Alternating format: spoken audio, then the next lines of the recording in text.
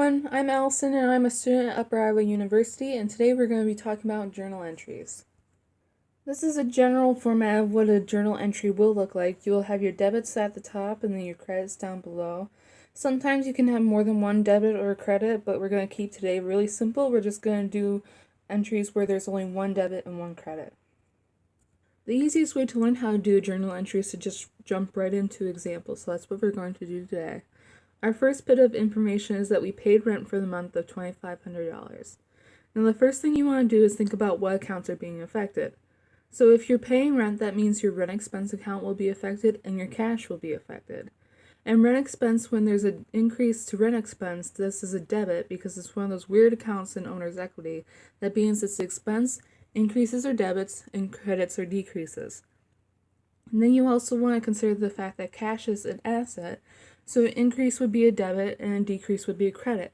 In this example, your rent expense is increasing and your cash is decreasing, so your rent expense will be your debit of $2,500 and cash will be your credit of $2,500. Our next piece of information is that the company paid cash for supplies for $1,250. So again, you're going to want to think about what accounts are being affected here. You know that your supplies are going to be increasing, and you know that you're going to have to pay cash for those supplies.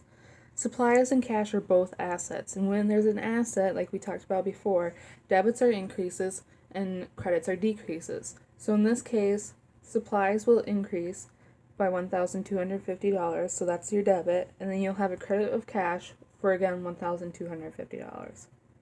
Our next piece of information is that the company purchased office equipment on account for $9,500.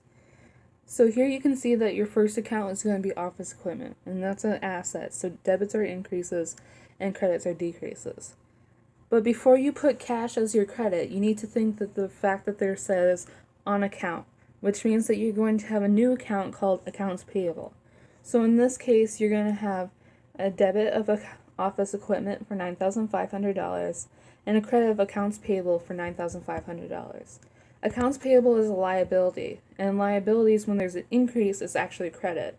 So here you're having an increase in liability, and this is because you haven't paid the cash and you need to pay in the future.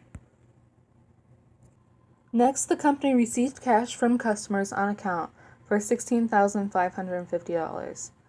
You're going to be increasing your cash account because you're receiving the cash, and you're also going to be decreasing an account called accounts receivables.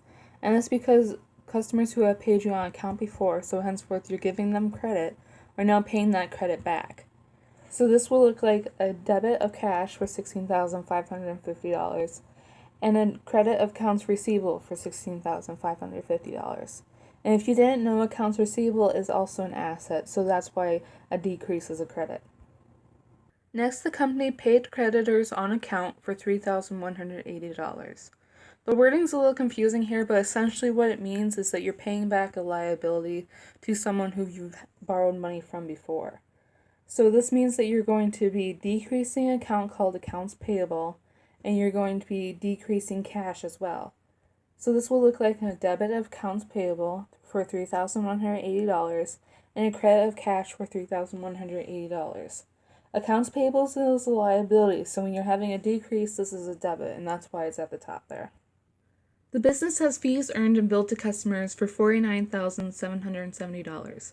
A really easy mistake here is to think that you're dealing with cash, but in fact you're not. You're dealing with accounts receivable, like we talked about earlier, and fees earned.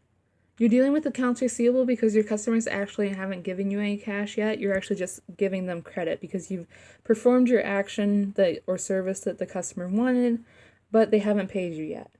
So you have an increase of accounts receivable, which, as we talked about earlier, is a debit. And then you have an account called fees earned, which is actually an owner's equity account. So an increase in fees earned is a credit, like we see here. Thank you very much for watching. We have more tutoring videos at UIU Tutor on our YouTube channel. And absolutely go check out Upper Iowa University at uiu.edu.